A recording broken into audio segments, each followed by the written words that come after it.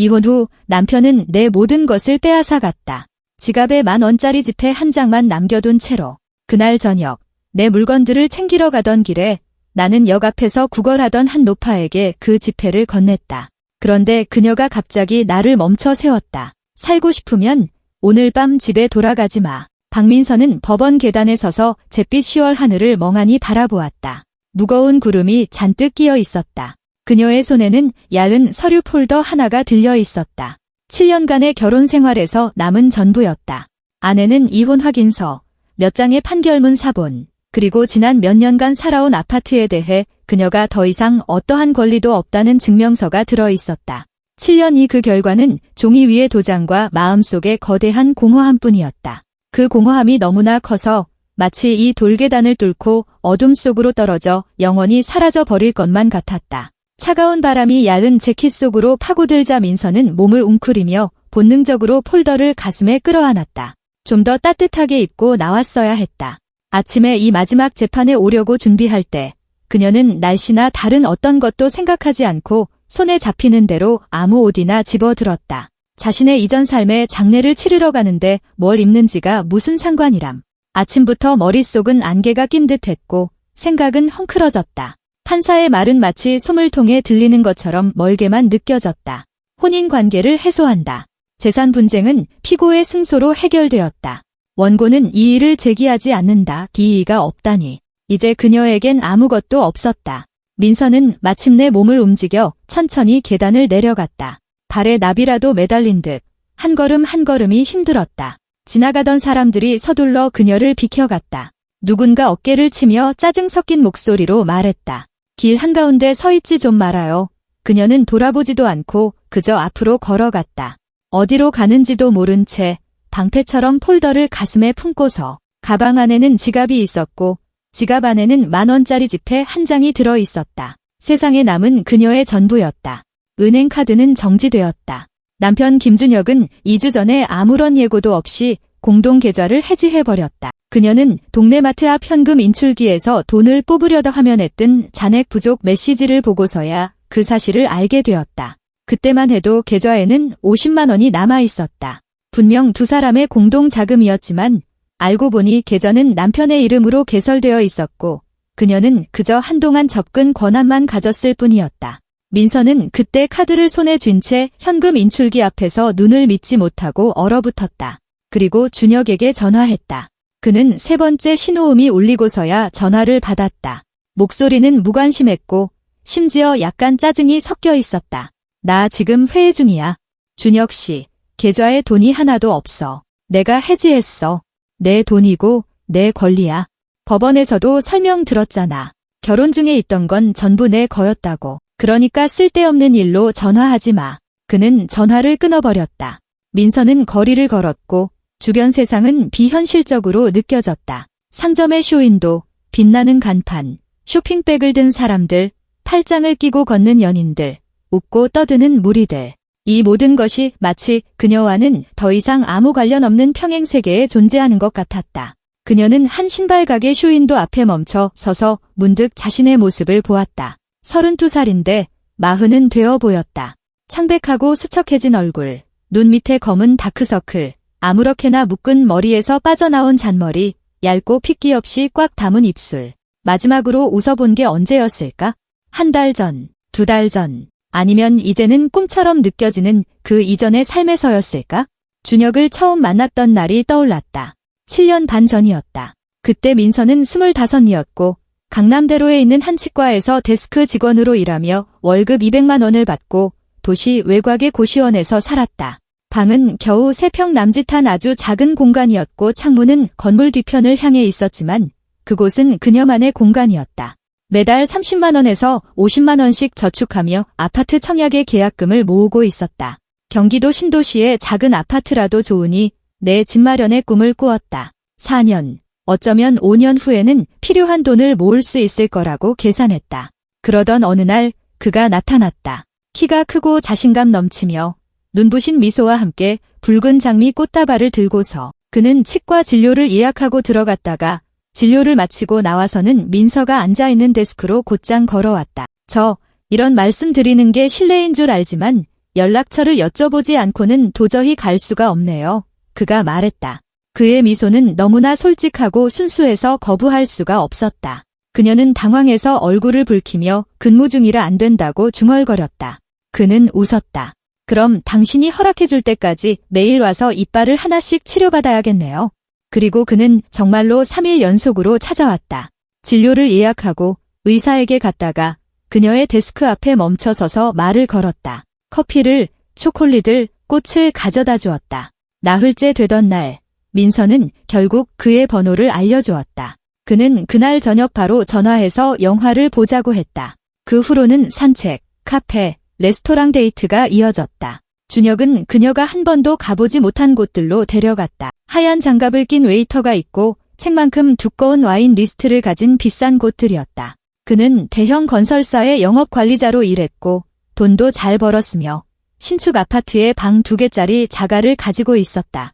대출을 끼고 산 집이었지만 거의 다 갚았다고 했다. 그는 자신감에 차 있었고 계획을 세웠으며 미래가 마치 자기 손안에 있는 것처럼 이야기했다. 반년 후 그는 청혼했다. 한강이 보이는 이탈리안 레스토랑에서 다른 손님들의 환호성 속에서 무릎을 꿇었다. 민서는 그때 행복에 겨워 울었고 그는 냅킨으로 그녀의 눈물을 닦아주며 속삭였다. 이제 다시는 혼자가 아닐 거야, 내 사랑. 절대. 약속할게 약속했었다. 그리고 지금 그녀는 혼자라. 완벽하게 혼자. 민서는 유모차를 끄는 여자와 부딪힐 뻔하고서야 회상에서 깨어났다. 죄송하다고 말하고 옆으로 비켜섰다. 가야 했다. 저녁 8시까지는 도착해야 했다. 준혁은 오늘 그가 집에 없는 동안 물건을 가져가도 좋다고 허락했다. 그것이 그의 마지막 관대함이자 조건이었다. 내 개인 물건들, 옷, 화장품, 자질구레한 것들은 가져가도 돼. 나머지는 전부 여기 두고 가. 아파트는 그의 것이고 가구도, 가전제품도, 식기도, 심지어 그녀가 직접 고른 벽의 그림들까지도 모두 그의 것이었다. 어떻게 이렇게 됐을까? 언제부터 이렇게 된 걸까? 민서는 어떻게 이런 결말에 이르게 되었는지 기억을 더듬어 보려 했지만 모든 것이 회색 덩어리처럼 뒤섞여 있었다. 결혼했을 때 준혁은 아파트를 자기 명의로 하는 게 좋겠다고 말했다. 세금 문제도 그렇고 은행과 일을 처리하기에도 혼자인 편이 더 간단하다고 설명했다. 민서는 그때 반대하지 않았다. 왜 반대하겠는가? 우린 가족인데 누구 명의로 되어 있는지가 무슨 상관이람. 그 무렵 그녀는 이미 직장을 그만둘 생각이었다. 그 치과는 뭐 하러 다녀? 준혁이 그들의 아파트 부엌에서 그녀를 껴안으며 말했다. 당시에는 거대하고 밝아 보였던 간 맞힌 인테리어와 새 가구 냄새가 나던 그곳에서 나 혼자 벌어도 우리 둘 먹고 살기엔 충분해. 한 달에 500에서 600만 원, 가끔은 그 이상도 벌어. 당신은 집안일이나 하고 아늑하게 꾸며줘. 그러다 아이가 생기면 돌봐야 할 거고 그녀는 동의했다. 결혼 후 1년 만에 일을 그만두었다. 처음에는 아침 7시가 아니라 원하는 시간에 일어나는 것이 하루 종일 집에서 보내는 것이 어색했다. 민서는 요리하고 청소하고 장을 보고 아파트를 꾸몄다. 준혁은 그녀의 김치찌개를 칭찬했고 집이 얼마나 깨끗하고 예뻐졌는지 감탄했다. 모든 것이 올바르게 흘러가는 것 같았다. 원래 이래야 하는 것처럼. 하지만 아이가 생기지 않았다. 1년, 2년, 3년. 민서는 걱정하기 시작했다. 병원을 찾아다녔다. 둘 다 검사를 받았다. 피검사, 초음파, 상담. 두 사람 모두에게 아무런 문제가 없었다. 특별한 병리학적 소견 없이 그냥 잘 안 되는 경우였다. 그런 경우도 있어요. 지친 얼굴의 산부인과 의사가 말했다. 너무 집착하지 마세요. 스트레스가 방해가 될 수 있어요. 마음 편히 쉬고 어디 여행이라도 다녀오세요. 하지만 매달 임신 테스트기의 음성 결과를 확인할 때마다 준혁은 점점 더 차가워졌다. 그는 민서를 어딘가 거리를 두는 눈으로 바라보았고 껴안는 횟수가 줄었으며 회사에 늦게까지 남아있는 날이 잦아졌다. 의사들은 그녀만의 문제가 아니라 그저 서로 잘 맞지 않는 것일 수도 있다고 말했지만 그녀는 죄책감을 느꼈다. 위로가 되지 않았다. 민서는 인터넷 카페를 뒤지며 방법을 찾아보았고 한약, 비타민, 온갖 민간요법을 시도했지만 아무 소용이 없었다. 그리고 준혁은 점점 더 멀어져 갔다. 처음에는 눈에 띄지 않게 회사 이야기를 하지 않기 시작했고 휴대폰에 비밀번호를 걸었다. 그녀가 왜냐고 묻자 그는 짜증스럽게 업무 관련 대화와 기밀 정보가 있어서 상사가 시켰다고 대답했다. 한 달에 한 번이던 출장은 2주에 한 번으로 나중에는 거의 매주가 되었다. 민서는 무언가 잘못되었다는 것을 처음 깨달은 것은 그를 다른 여자와 함께 보았을 때였다.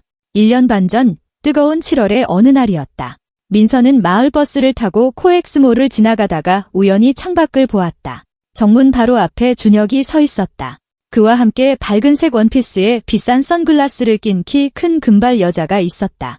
그들은 무언가 이야기를 나누고 있었고 여자는 고개를 젖히며 웃었다. 그러자 준혁이 그녀의 손을 잡았고 그들은 함께 주차장으로 향했다. 그는 그 여자에게 차 문을 열어주었다. 3년 전에 함께 샀던 그리고 역시 그의 명의로 되어 있던 바로 그 검은색 세단이었다. 민서는 그날 충격적인 상태로 집에 돌아와 안절부절 못하며 아파트 안을 서성였다. 잘못 본 걸까? 그가 아니었을까? 하지만 저녁에 준혁이 돌아왔을 때 그녀는 참지 못했다. 오늘 낮에 어디 있었어? 회사에. 왜? 정말 회사에 있었어? 그가 돌아섰다. 눈이 가늘어졌다. 민서야, 너 지금 나 감시해? 아니, 그냥 코엑스 앞에서 어떤 여자랑 있는 걸 봤어. 고객이었어. 그는 눈 하나 깜짝하지 않고 침착하게 말했다. 자재 샘플 보여주고 있었어. 주문 관련해서 논의하려고 만났던 거야? 문제 있어? 그는 너무나 자신 있게, 너무나 차분하게, 심지어 약간 억울하다는 듯이 말해서 민서는 의심이 들었다. 정말 고객이었을까? 내가 과장한 걸까? 하지만 그 후로도 계속되었다. 셔츠 기대 묻은 낯선 립스틱 자국, 모르는 향수 냄새. 민서와는 한 번도 가본 적 없는 레스토랑의 영수증들. 준혁은 모든 것을 부인했고 그녀가 진지하게 대화를 시도하면 폭발했다. 너 정말 제정신이야. 그는 소파에 휴대폰을 던지며 소리쳤다. 나는 죽어라 일하면서 우리 둘 다 먹여 살리고 이 지긋지긋한 고객들 만나러 다니는데 넌 별것도 아닌 일로 난리를 치고 여자란 여자는 다 의심하고 있잖아. 하루 종일 집에 앉아서 아무것도 안 하고 의심하는 것밖에 할 줄 아는 게 없어? 그냥 앉아만 있는 게 아니야. 집안일하고 밥하고 밥한다고. 그가 비꼬았다.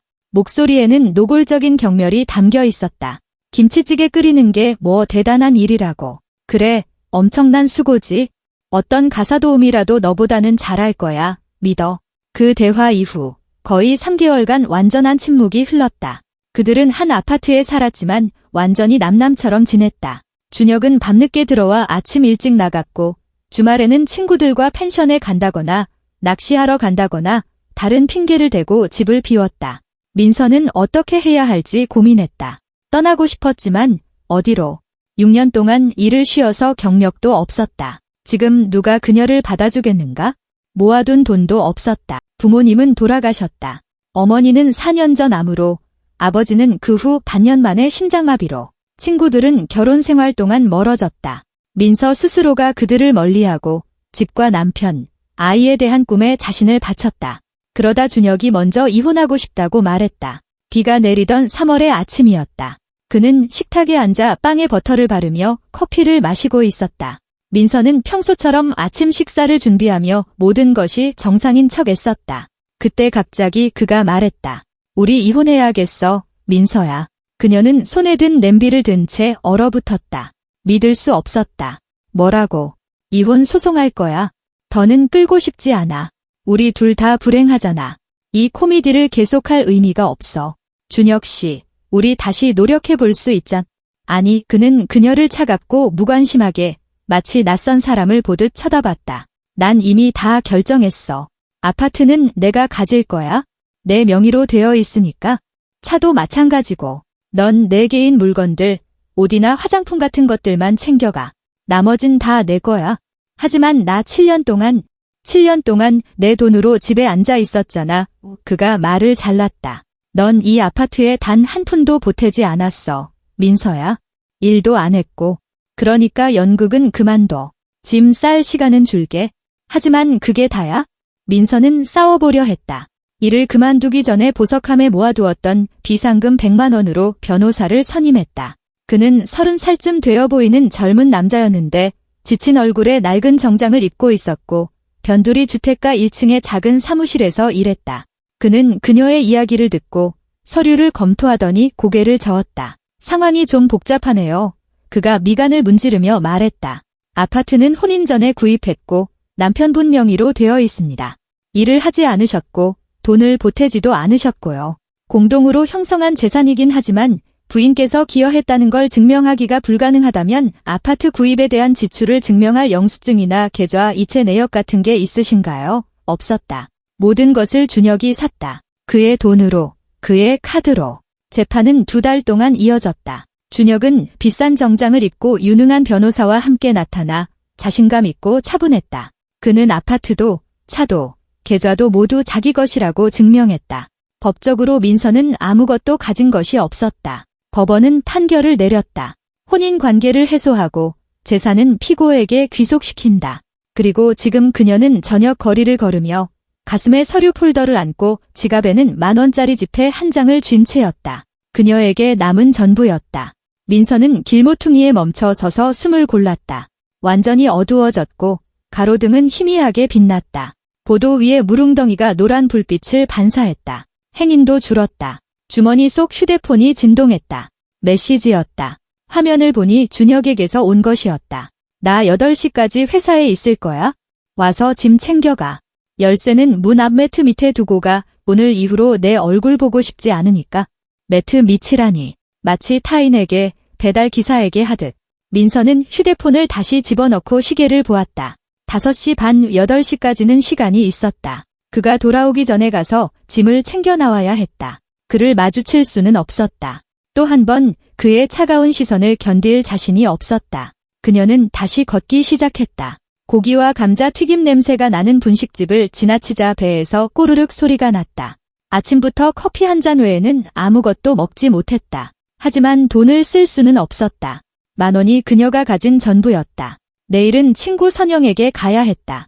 며칠간 재워주겠다고 한 유일한 친구였다. 버스비는 1,500원. 빵이라도 사 가야 했다. 빈손으로 갈 수는 없지 않은가?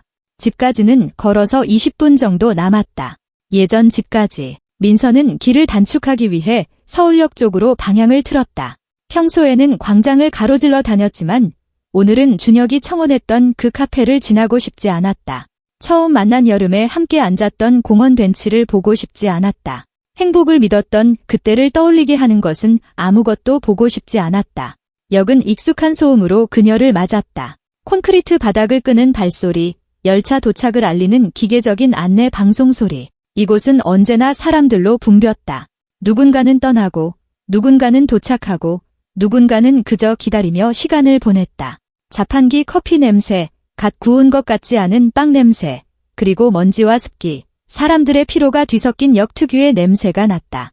민서는 캐리어를 든 바쁜 승객들을 피해 중앙홀을 가로질렀다. 매표소 앞에는 줄이 길게 늘어서 있었고 아이 둘을 데리고 온 한 여자는 우는 아기를 달래느라 애를 먹고 있었다. 가죽 재킷을 입은 한 남자는 안내 방송 소리를 이기려는 듯 큰 소리로 통화하고 있었다. 이 모든 것이 너무나 일상적이어서 그녀의 내면의 폭풍과는 너무나 거리가 멀어서 순간 민서는 마음이 조금 가벼워지는 것을 느꼈다.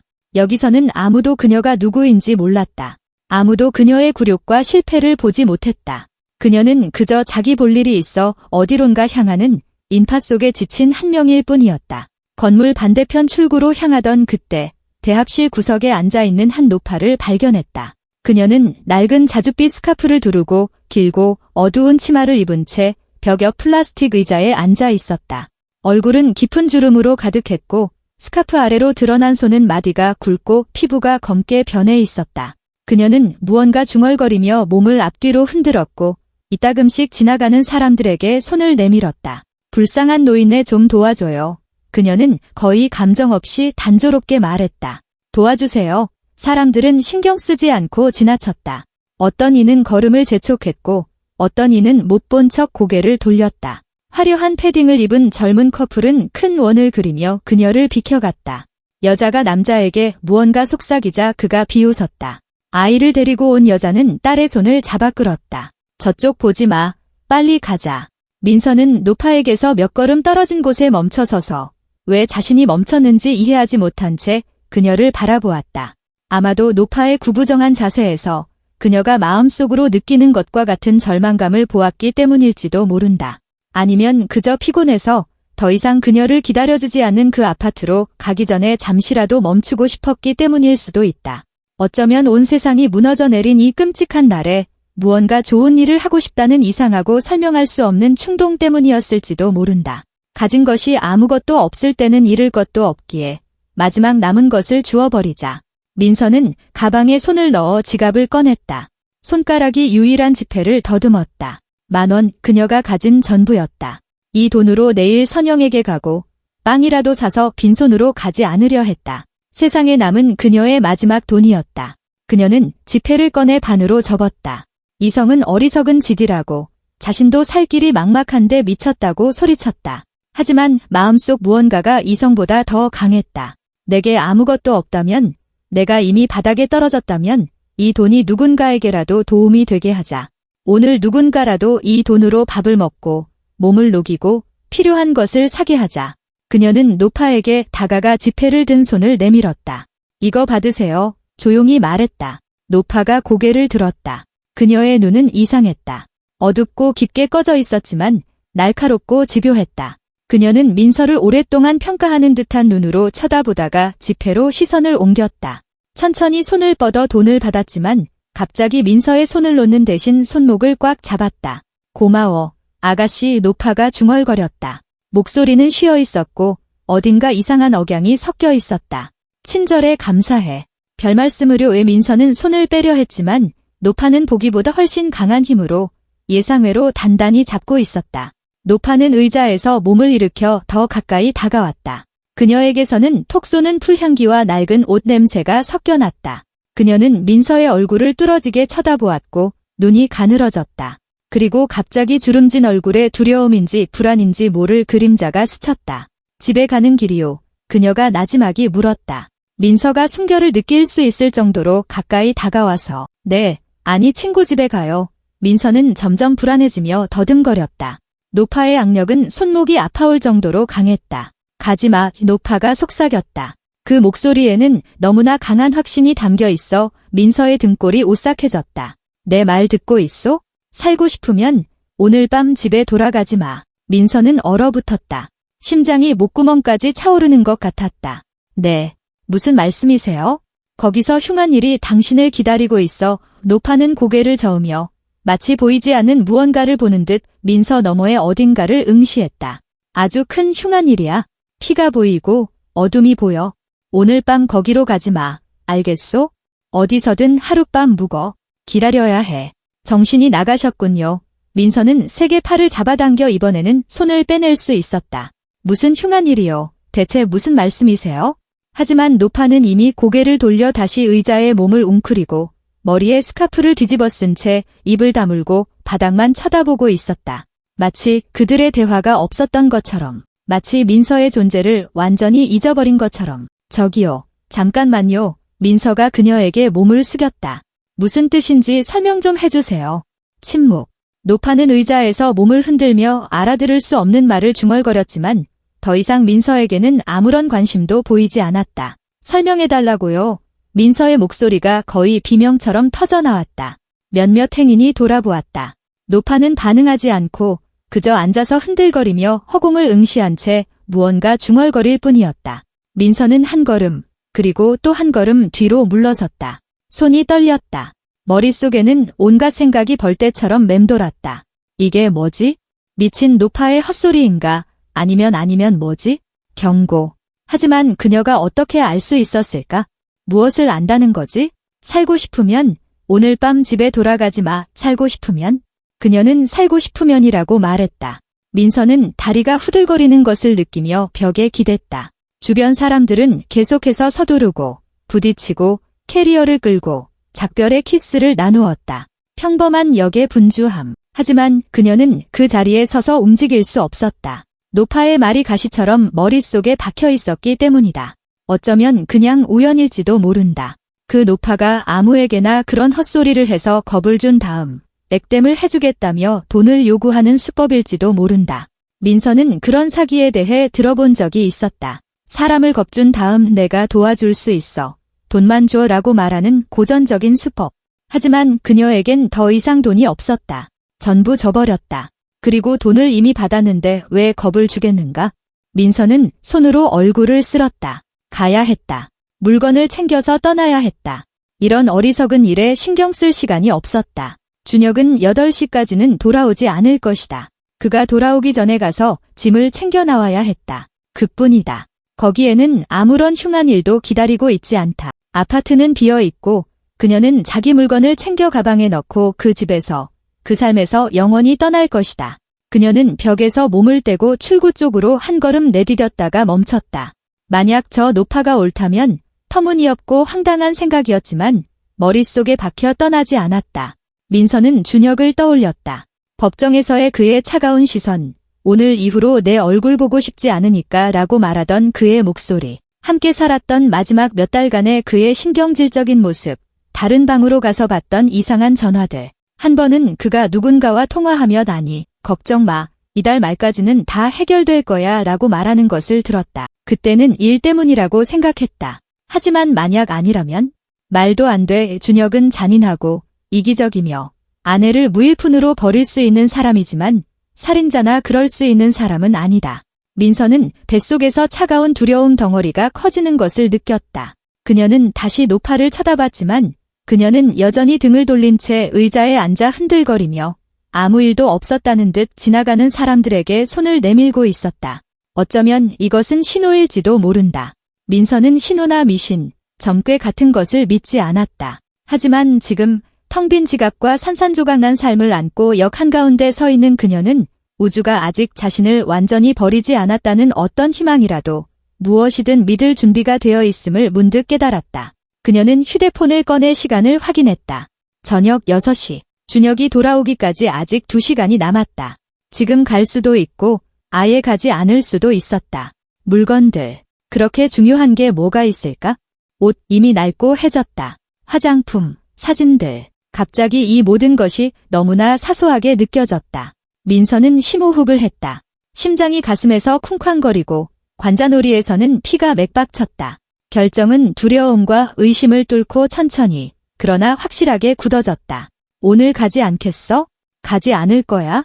자신의 생각을 스스로도 거의 믿을 수 없었지만 그것은 이미 단단하고 분명한 무언가로 형태를 갖추었다. 가지 않을 것이다. 어디선가 하룻밤을 보낼 것이다. 내일, 이 끔찍한 날이 끝나고 두려움이 조금 가라앉으면 그때 물건에 대해 생각할 수 있을 것이다. 하지만 어디로 가야 하나? 돈이 전혀 없었다. 마지막 남은 돈을 저 노파에게 주었고 이제 주머니는 텅 비어 있었다. 선영의 집까지는 걸어갈 수 없었다. 도시 반대편에 있었다. 전화를 할까? 하지만 선영은 9시까지 일한다. 그 후에도 집에 오는데 시간이 걸릴 것이다. 게다가 어떻게 설명해야 할까? 있잖아. 어떤 할머니가 집에 가지 말라고 했어. 선영은 그녀가 완전히 미쳤다고 생각할 것이다. 민서는 주위를 둘러보았다. 역, 대합실. 그냥 여기 플라스틱 의자에 앉아 아침까지 버틸 수도 있었다. 아침 기차를 기다리는 사람들, 갈 곳 없는 사람들이 많이 그렇게 한다. 하지만 이 하얀 등불 아래, 이 소음 속에서 밤새도록 역에 앉아 있는 것 아니, 그럴 수는 없었다. 눈을 붙일 수 없을 것이다. 호스텔. 역 근처에는 여행객들을 위한 저렴한 호스텔이 있을 것이다. 하지만 그녀에겐 돈이 없었다. 전혀. 그녀는 재킷 주머니를 미친 듯이 뒤지고 가방을 열어 모든 칸을 샅샅이 뒤졌다. 아무것도 없었다. 잠깐. 가방 옆 주머니에서 무언가 짤랑거렸다. 민서는 그곳을 뒤져 동전 몇 개를 찾아냈다. 언젠가 그곳에 넣어두고 잊어버렸던 모양이었다. 떨리는 손으로 세어보았다. 3,000원, 1,000원짜리 2개와 500원짜리 2개, 3,000원 호스텔에 묵기에 충분할까? 아닐 것이다. 아무리 저렴한 호스텔이라도 하룻밤에 최소한 15,000원은 할 것이다. 민서는 동전을 주먹에 꽉 쥐었다. 시도해봐야 했다. 적어도 시도는 해봐야 했다. 그녀는 역 건물 밖으로 나와 주위를 둘러보았다. 길 건너편에 트랜짓 호스텔이라는 간판이 보였다. 저렴, 빈방 있음. 입구로 다가가 2층으로 올라갔다. 카운터에는 짧은 머리에 귀에 피어싱을 여러 개 한 20살쯤 되어 보이는 여자가 앉아 있었다. 휴대폰으로 무언가를 보고 있었다. 저기요. 민서의 목소리가 쉬어 있었다. 하룻밤 묵을 자리 하나 있나요? 여자가 휴대폰에서 고개를 들었다. 네, 도미토리 침대 하나에 15,000원이에요. 15,000원이 그녀에겐 3,000원이 있었다. 더 싼 건 없나요? 없어요. 그게 제일 싼 거예요.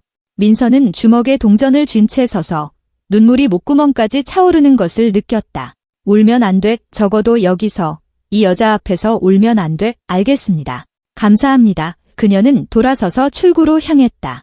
문 바로 앞에서 멈춰 서서 계단에 주저앉아 머리를 감싸 쥐었다. 어떡하지? 역으로 돌아가 아침까지 앉아 있을까? 아니면 노파의 말에도 불구하고 아파트로 가야 할까? 저기요 위에서 목소리가 들렸다. 민서가 고개를 들었다. 리셉션의 여자가 계단참에 서서 아래를 내려다보고 있었다. 혹시 돈이 아예 없어요? 민서는 아무 말도 할 수 없어 조용히 고개를 끄덕였다. 여자는 잠시 침묵하더니 한숨을 쉬었다. 침대 하나가 방금 비었어요. 청소는 아침에나 할 건데 괜찮으면 거기서 하룻밤 자요. 친구는 새 것은 아니지만 어제 막 갈아서 깨끗해요. 가진 돈만 내요. 얼마 있죠? 3,000원이요. 알았어요. 그거라도 줘요. 그냥 좋은 일 한다고 생각할게요. 민서는 무언가 마음속이 탁 트이는 것을 느끼며 벌떡 일어섰다. 정말요? 감사합니다. 정말 감사합니다. 됐어요. 여자가 손을 흔들었다. 누구나 힘든 시기는 있는 거니까. 따라와요. 체크인해 줄게요. 10분 후, 민서는 호스텔의 좁은 침대에 누워 있었다. 그녀 외에도 3명의 투숙객이 더 있었다. 헤드폰을 낀 학생처럼 보이는 두 남자와 이미 머리끝까지 이불을 뒤집어 쓰고 자고 있는 한 여자. 매트리스는 딱딱했고 베개는 납작했으며 이불에서는 세제 냄새와 낯선 사람의 잡냄새가 났다. 하지만 민서는 상관없었다. 그녀는 천장을 응시하며 오직 한 가지만 생각했다. 노파의 말, 살고 싶으면 오늘 밤 집에 돌아가지 마. 그곳에서 무슨 일이 일어날 수 있었을까? 그녀는 알 수 없었지만 이 끔찍한 하루 동안 처음으로 어쩌면 자신이 올바른 선택을 했다는 느낌이 들었다. 어쩌면 우주는 정말로 신호를 보내는 것일지도 모른다. 비록 그 신호가 역에 있는 반쯤 미친 노파에게서 온 것일지라도 민서는 밤새 한숨도 자지 못했다. 딱딱한 침대에 누워 옆 사람이 코 고는 소리, 누군가 뒤척일 때마다 삐걱거리는 스프링 소리, 창밖을 지나는 차들의 타이어 소리를 들었다. 머릿속에서는 똑같은 생각들이 쳇바퀴처럼 맴돌았다. 만약 그 노파가 그냥 정신 나간 사람이라면? 만약 민서가 어리석은 두려움에 굴복해서 자기 물건을 챙길 기회를 놓친 것이라면? 준혁은 화를 낼 것이고 모든 것을 버려버릴지도 모른다. 그러면 그녀에겐 정말 아무것도 남지 않게 될 것이다. 선반 위에 상자에 보관해둔 그 초라한 사진들마저도. 하지만 일어서서 옷을 입고 한밤중에라도 지금 당장 가야겠다고 마음먹을 때마다 머릿속에는 그 말이 떠올랐다. 살고 싶으면, 그러면 두려움이 온몸을 올가매어 움직일 수 없었다. 새벽 5시쯤 학생 중 한 명이 일어나 비닐봉지를 부스럭거렸고 무언가를 떨어뜨리자 조용히 욕설을 내뱉더니 방을 나갔다. 10분 후 현관문이 닫히는 소리가 들렸다. 아마 일은 기차를 타러 간 모양이었다. 민서는 휴대폰 화면을 보았다. 5시 17분. 해가 뜨려면 아직 40분은 남았다. 배터리는 12%밖에 남지 않았다. 충전기는 집에 두고 왔다. 이제는 가기가 두려운 그 아파트에 그녀는 눈을 감고 억지로 잠을 청해보려 했지만 잠은 오지 않았다. 머릿속에서는 하나같이 끔찍한 시나리오들이 펼쳐졌다. 준혁이 함정을 파놓았다. 그녀를 무단 침입이나 절도 혹은 다른 무언가로 고소하려 했을지도 모른다. 아니면 더 나쁘게 그녀가 자신을 공격한 것처럼 꾸미려 했을 수도 있다. 그러면 경찰을 부르고 접근 금지 명령을 받아내고 완전히 그녀를 가해자로 만들 수 있을 것이다. 아니면 이 모든 것이 그녀의 망상이고 그는 그저 그녀가 와서 짐 가방을 건네받고 문을 쾅 닫고 가기를 기다렸을 뿐일지도 모른다. 어쩌면 아무런 끔찍한 일도 없었을 것이다. 6시 반, 민서는 더 이상 견디지 못하고 일어났다. 어둠 속에서 소리를 내지 않으려 애쓰며 옷을 입었다. 복도에 있는 작은 화장실에서 찬물로 세수하고 거울을 보았다. 얼굴은 잿빛이었고 눈은 충혈되었으며 머리는 밤새 헝클어져 있었다. 손으로 머리를 빗어 넘기고 하나로 묶었다. 가서 확인해봐야 했다. 적어도 멀리서라도 모든 것이 괜찮은지 봐야 했다. 만약 모든 것이 평온하다면 들어가서 빨리 짐을 챙겨 나올 것이다. 하지만 그렇지 않다면 어떡하지? 그녀는 몰랐다. 민서는 하늘이 막 밝아오기 시작할 때 호스텔을 나섰다. 10월의 아침은 뼛속까지 파고드는 습한 냉기와 바람으로 그녀를 맞았다. 그녀는 재킷을 턱 밑까지 올리고 주머니에 손을 찔러 넣었다. 거리는 거의 텅 비어 있었고 드문드문 차가 지나갈 뿐 주황색 조끼를 입은 환경미화원들이 낙엽을 쓸고 있었다. 집까지는 25분 정도 걸렸지만 그녀는 거의 뛰다시피 빠르게 걸었다. 한 걸음 내디딜 때마다 긴장감이 커져 가슴을 옥죄고 숨쉬기 힘들게 했다. 24시간 편의점을 지나가다 쇼윈도에 비친 시계를 보았다. 7시 20분. 준혁은 보통 8시에 집을 나선다. 10분 후에 도착하면 그가 평소처럼 출근하는지 모든 것이 평온한지 볼 수 있을 것이다. 민서는 넓은 은행나무 가로수길, 양옆으로 9층짜리 아파트들이 늘어선 그들의 거리로 접어들었다. 그들의 아파트는 단지 중앙에 있는 회색 건물이었고 페인트가 벗겨지고 발코니가 기운 모습이었다. 그들은 6층에 살았다. 예전에는 그 아파트를 사랑했고 자신이 꾸민 모습에 자부심을 느꼈다. 이제 그곳은 둔한 고통만을 불러일으켰다. 가까이 다가가자 아파트 입구 앞에 차들이 보였다. 2대가 인도 위에 바로 서 있었다. 하나는 흰색 승용차, 다른 하나는 경찰차였다. 경광등의 푸른 불빛이 아침의 어스름을 갈랐다. 민서는 그 자리에 못 박힌 듯 멈춰섰다. 심장이 쿵 내려앉아 가슴 밖으로 튀어나올 것처럼 세차게 뛰었다. 경찰. 그들의 아파트 입구 앞에는 10명 남짓한 사람들이 모여 있었다. 대부분 이웃들이었다. 민서는 5층의 아주머니가 낡은 가운에 목도리를 두르고 있는 것을, 3동의 술 취한 아저씨를, 항상 소음에 불평하던 3층의 아주머니를 알아보았다. 그녀는 억지로 몸을 움직여 눈에 띄지 않으려 애쓰며 가까이 다가갔다. 다리가 솜처럼 후들거렸다. 다가갈수록 목소리가 더 선명하게 들렸다. 밤에 누가 부쉈나 봐. 5층 아주머니가 고개를 저으며 말했다. 나도 들었어. 새벽 2시인가 3시쯤에 쾅 하는 소리가 나서 누가 뭘 떨어뜨렸나 했는데 알고 보니 문을 부수는 소리였대. 아무것도 훔쳐가진 않았다고 하던데. 3층 아주머니가 끼어들었다. 그냥 다 뒤집어만 놓고 갔대. 참 이상하지. 아파트 입구에는 제복을 입은 경찰 2명과 사복을 입은 남자, 아마도 형사로 보이는 사람이 서 있었다. 그리고 그들 옆에 조금 떨어진 곳에 준혁이 서 있었다. 민서는 그를 보고 온몸이 굳어지는 것을 느꼈다. 그는 초조하고 불안해 보였다. 운동복 바지에 맨투맨 티셔츠를 입고 있었고 머리는 헝클어져 있었으며 얼굴에는 수염이 거뭇했다. 그는 경찰들에게 무언가 설명하며 손짓을 하고 있었다.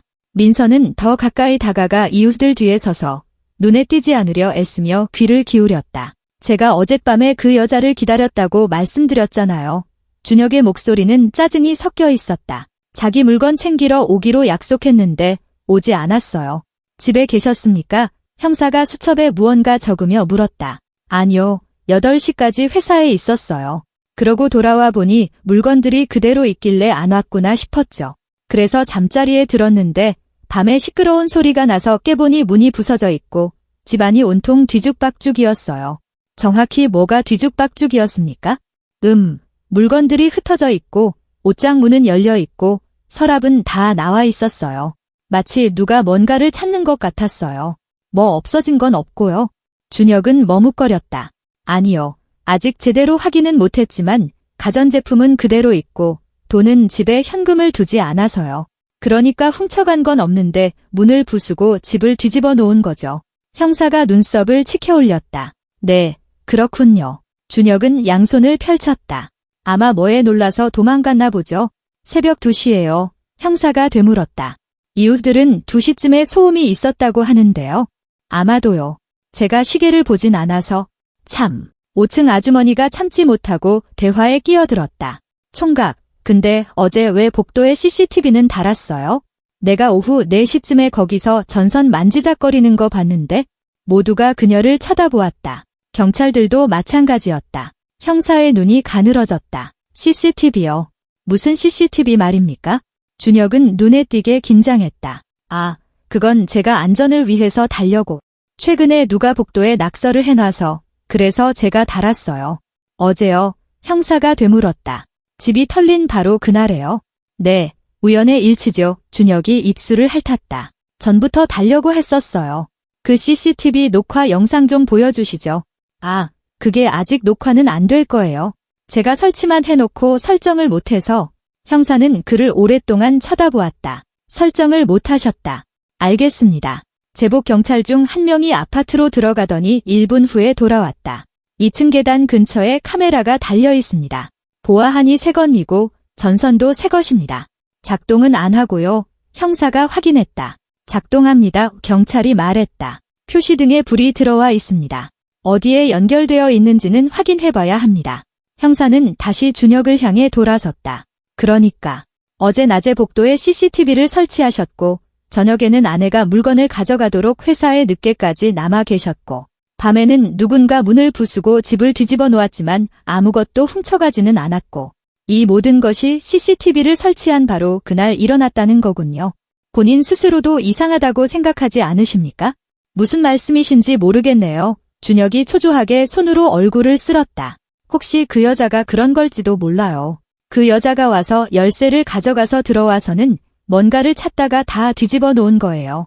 전 부인 말씀이십니까? 형사가 수첩을 넘겼다. 박민서 씨, 아마 제가 못 가져가게 한 걸 가져가려고 했거나 아니면 앙심을 품고 복수하려고 다 뒤집어 놓은 걸지도 몰라요. 그렇다면 열쇠가 있었는데 왜 문을 부쉈을까요? 준혁은 말을 더듬었다. 잃어버렸거나 아니면 흔적을 남기지 않으려고 일부러 그랬을 수도 있죠. 그런데 당신의 CCTV에는 그녀가 찍히지 않았고요. 카메라가 작동 안 했다니까요. 작동했다고 하던데요. 경찰이 상기시켰다. 표시등에 불 들어와 있었습니다. 준혁은 쌀쌀한 아침 날씨에도 불구하고 눈에 띄게 땀을 흘리기 시작했다. 제가 잘 모르겠어요. 연결을 잘못했거나 메모리 카드가 부족했을 수도 있고요. 제가 전문가는 아니잖아요. 형사는 경찰들과 시선을 교환하고 수첩에 무언가 적었다. 좋습니다. 카메라는 저희가 가져가서 분석해 보겠습니다. 녹화된 것이 있는지 확인해 보죠. 그리고 일단 전 부인과 이야기를 좀 해봐야겠습니다. 연락처 있으십니까? 네, 준혁이 주머니에서 휴대폰을 꺼냈다. 그런데 전화를 안 받아요. 아침에도 걸어봤는데 민서는 주머니에서 휴대폰이 진동하는 것을 느꼈다. 무심코 꺼내려다 멈칫했다. 전화를 받으면 모두가 그녀가 여기 있다는 것을 알게 될 것이다. 그녀는 얼어붙은 채 준혁이 자신의 번호를 누르고 휴대폰을 귀에 대고 기다리는 것을 지켜보았다. 그녀의 주머니 속 휴대폰이 3번 울리고 조용해졌다. 안 받네요. 준혁이 휴대폰을 넣으며 말했다. 어디 멀리 갔거나 그냥 당신과 이야기하고 싶지 않은 거겠죠? 형사가 말했다.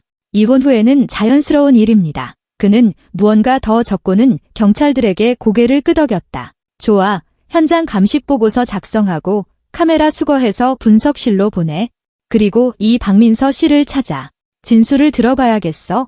설마 그 여자라고 생각하시는 겁니까? 준혁이 외쳤다. 목소리에는 희망 같은 것이 섞여 있었다. 저는 아직 아무것도 생각하지 않습니다. 형사가 건조하게 대답했다. 그저 사실을 수집할 뿐입니다. 하지만 솔직히 말씀드리죠. 김준혁 씨의 당신의 이야기는 이상하게 들립니다. 아주 이상해요. 강도 사건이 일어난 바로 그날 CCTV를 설치했는데 아무것도 도난당하지 않았다. 이건 최소한 의심스러운 상황입니다. 그러니 당분간은 이 도시를 떠나지 않는 편이 좋을 겁니다. 추가 질문이 있을 수 있으니까요. 준혁의 얼굴이 굳어졌다. 지금 저를 의심하시는 겁니까? 제가 뭐요? 저는 피해자라고요.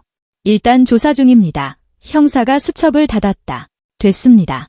연락 가능한 상태로 계십시오. 그는 경찰차 쪽으로 향했다. 경찰들도 그를 따랐다. 준혁은 당황하고 분노한 채 입구에 서 있었다. 민서는 그가 주먹을 쥐었다 폈다 하는 것과 턱의 근육이 경련하는 것을 보았다. 이유들은 서로 속삭이며 흩어지기 시작했다. 뭔가 이상해. 5층 아주머니가 중얼거렸다. 내 생각엔 자작극이야. 그러니까 마지막 순간에 CCTV를 달았겠지? 그 아내는 참 안 됐어? 3층 아주머니가 한숨을 쉬었다. 듣자 하니 남자가 아무것도 안 주고 쫓아냈다던데. 민서는 아파트 모퉁이 뒤로 물러나 차가운 콘크리트 벽에 기댔다. 손이 떨리고 무릎이 후들거렸다. 그녀는 천천히 벽을 따라 주저앉아 땅바닥에 그대로 앉아 머리를 감쌌다. 노파가 옳았다. 그녀가 어떻게 알았을까? 그곳은 함정이었다. 준혁이 무언가를 꾸몄다. 아마 그녀를 불법 침입으로 고소하려 했거나 다른 무언가로 엮으려 했을 것이다. CCTV. 그는 그녀가 오는 것을 녹화하기 위해 CCTV를 설치했고 그 후에 강도 침입을 위장해서 마치 그녀가 침입해서 모든 것을 뒤지고 무언가를 찾은 것처럼 꾸미려 했다. 어쩌면 있지도 않은 귀중품을 도둑맞았다고 신고하려 했을지도 모른다. 아니면 그저 그녀를 완전히 가해자로 공격적이고 비정상적인 사람으로 만들고 싶었을 뿐일지도. 하지만 그녀는 가지 않았다. 그 노파의 말 덕분에 그녀는 가지 않았다. 그리고 이제 그의 계획은 산산조각 났다. CCTV에는 그녀가 없고 강도 사건만 남아있으니까. 그리고 이제 경찰은 그를 의심하고 있었다. 민서는 낙엽이 쌓인 차가운 땅에 앉아 이것이 현실이라는 것을 믿을 수 없었다. 자신이 방금 끔찍한 함정에서 기적적으로 벗어났다는 것을. 만약 어젯밤에 그곳에 갔다면, 노파의 말을 듣지 않았다면 무슨 일이 일어났을지 알 수 없지만 분명 나쁜 일이 일어났을 것이다. 몇 분 후, 민서는 차 문이 닫히고 엔진이 걸리는 소리를 들었다. 경찰들이 떠난 것이다. 아스팔트 위를 걷는 발소리. 준혁이 다시 아파트로 들어가는 소리였다. 문이 닫히고 조용해졌다. 민서는 일어나 청바지를 털었다. 떠나야 했다. 여기서 떠나야 했다. 물건들, 젠장, 물건 따위. 그녀는 그 아파트에 다시는 돌아가지 않을 것이다. 오늘도, 내일도, 앞으로도 영원히. 준혁이 그녀의 물건으로 뭘 하든 상관없었다. 버리든, 태우든, 누구에게 주든 상관없었다. 그녀는 살아있고 자유롭고 더 이상 그곳과 얽매이지 않았다. 그녀는 뒤돌아보지 않고 천천히 그 집에서 멀어져 갔다. 한 걸음 내디딜 때마다 마치 어깨 위에 무거운 짐이 내려가는 것처럼 마음이 가벼워졌다. 조금씩, 조금씩 두려움이 물러가고 그 자리에 다른 감정이 들어섰다. 안도감, 감사함, 그리고 삶이 얼마나 예측 불가능하게 바뀔 수 있는지에 대한 놀라움. 한 블록, 두 블록을 지났다. 휴대폰을 꺼냈다. 배터리가 6%밖에 남지 않았다. 연락처에서 선영을 찾아 전화를 걸었다. 긴 신호음. 한 번, 두 번, 세 번 선영이 전화를 받았다. 졸린 목소리였다. 여보세요? 민서야, 왜 이렇게 일찍? 선영아, 깨워서 미안해. 민서의 목소리가 떨렸다. 나 지금 너희 집으로 가도 될까? 나 정말 급해서 그래? 당연하지. 와. 선영의 목소리가 즉시 활기차고 걱정스럽게 변했다. 무슨 일 있었어? 만나서 얘기할게. 집에 있을 거지? 응. 나 오늘 오후 출근이야. 와. 기다리고 있을게. 고마워. 나 걸어서 갈 거라서 1시간쯤 걸릴 거야. 걸어서. 민서야, 너 버스 탈 돈도 없어? 응. 전화기 저편에서 침묵이 흘렀다. 알았어. 마침내 선영이 말했다. 오면 같이 뭐 좀 먹자.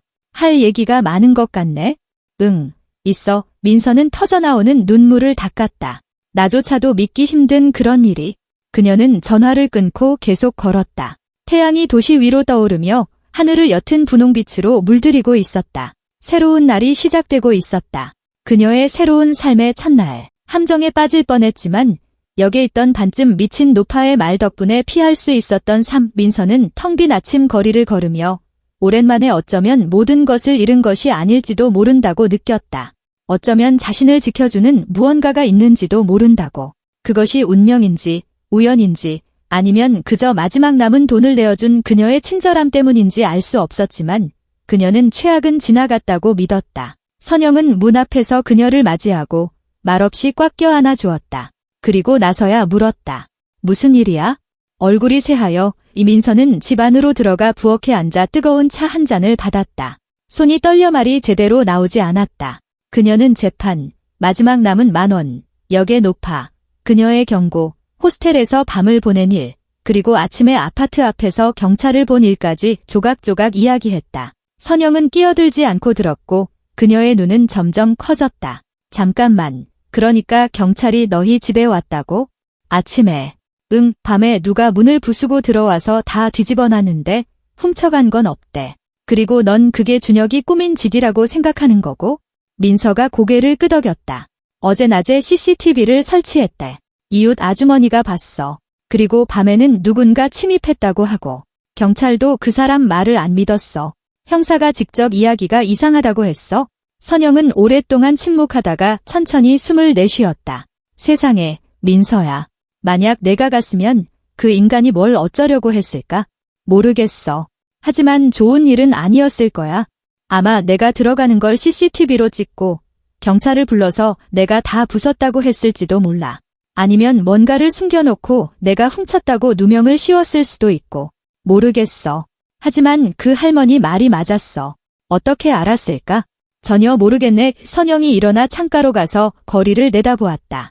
우리 할머니가 그러셨는데 친절은 반드시 돌아온다고 그녀가 생각에 잠긴 듯 말했다. 내가 마지막 남은 돈을 줬고 그래서 세상이 널 지켜준 걸지도 몰라. 선행을 돌려받은 거지? 어쩌면 민서가 찻잔을 두 손으로 감쌌다. 나 이제 거긴 다시 안 갈 거야. 절대로. 그 물건들 다 필요 없어. 그래, 잘 생각했어. 선영이 그녀에게 돌아섰다. 당분간 우리 집에서 지내. 일자리도 같이 찾아보자. 다 잘 될 거야. 그 후 몇 주 동안 민서는 일자리를 찾아다녔다. 판매원, 이트리스, 청소부, 판촉사원 등 모든 공고에 지원했다. 면접을 보러 다니고 거절당했지만 포기하지 않았다. 3주째 되던 날 선영의 집 근처에 있는 작은 동네 마트에 취직했다. 월급은 180만 원이었지만 그것은 그녀 자신의 돈이었다. 6년 만에 첫 월급이었다. 일은 힘들었다. 하루 종일 서 있어야 했고 끝없는 손님들의 행렬, 진열하고 재고를 파악해야 하는 상품들. 퇴근 시간이 되면 녹초가 되었지만 행복했다. 그녀는 스스로 돈을 벌고 있었다. 한 달 후 그녀는 작은 방 하나를 구할 돈을 모았다. 약 3평 남짓한 좁은 창문과 낡은 가구가 있는 방이었다. 집주인인 나이든 선생님은 놀라워했다. 다시 생각해보시는 게 어때요? 방이 작고 가구도 낡았는데.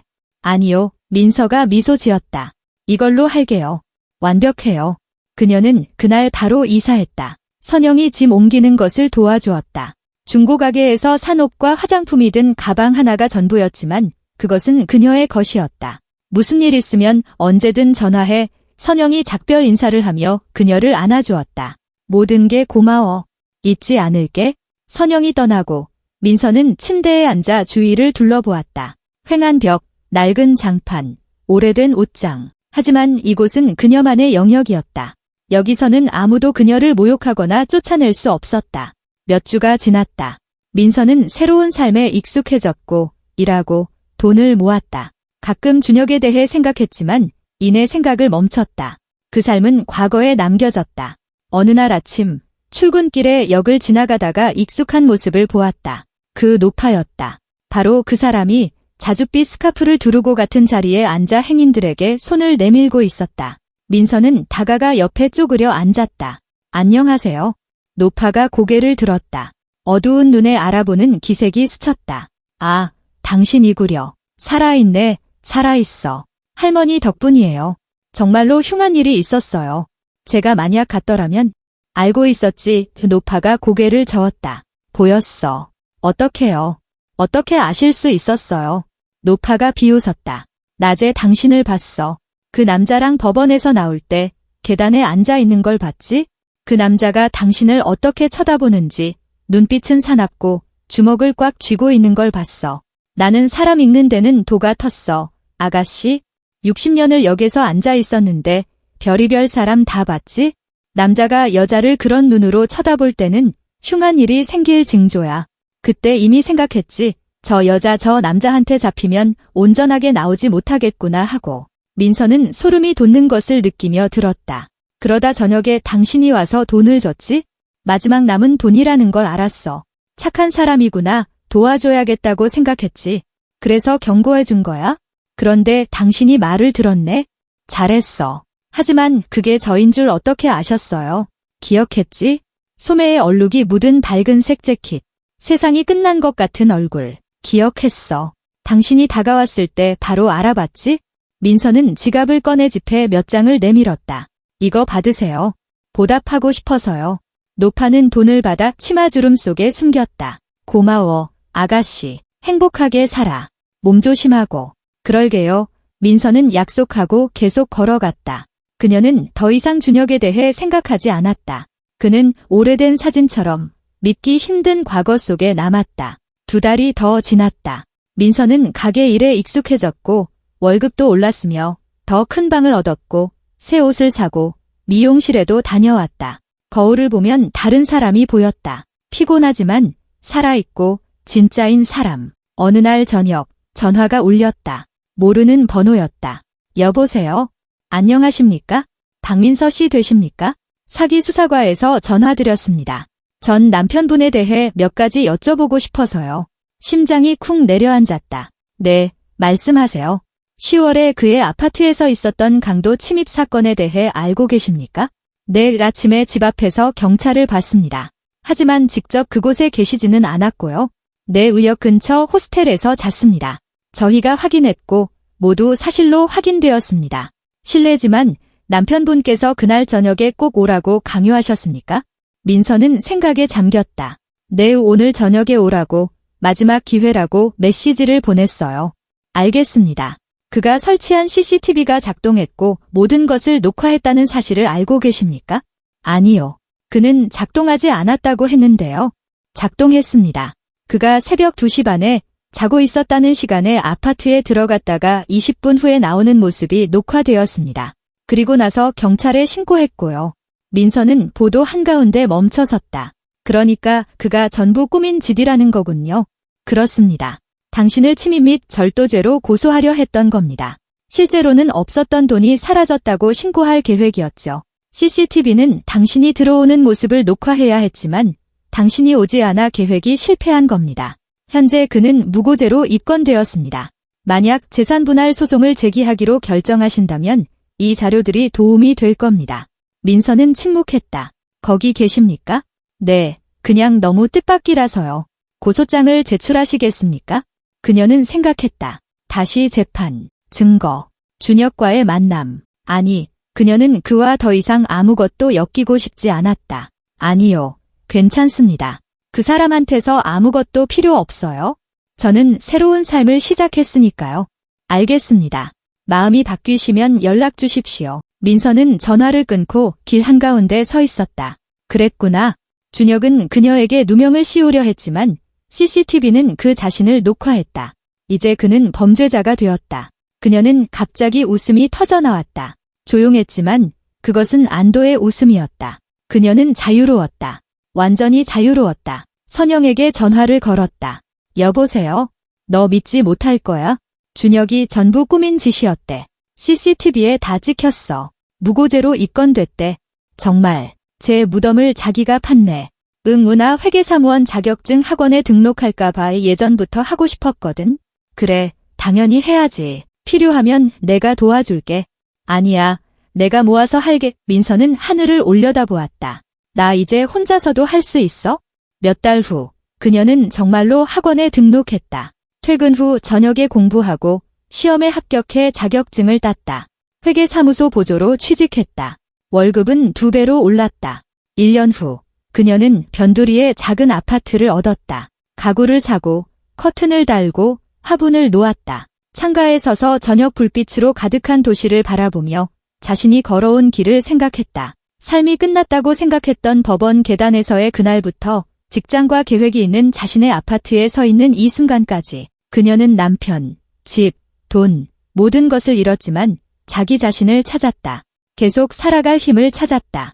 낡은 노파의 말에서, 친구의 도움에서, 포기하지 않으려는 자신의 의지에서, 예상치 못한 곳에서 친절을 발견했다.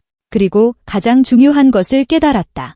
때로는 모든 것을 잃는 것이 처음부터 다시 시작할 수 있는 유일한 방법이라는 것을 과거의 짐 없이, 환상 없이, 두려움 없이, 진정으로.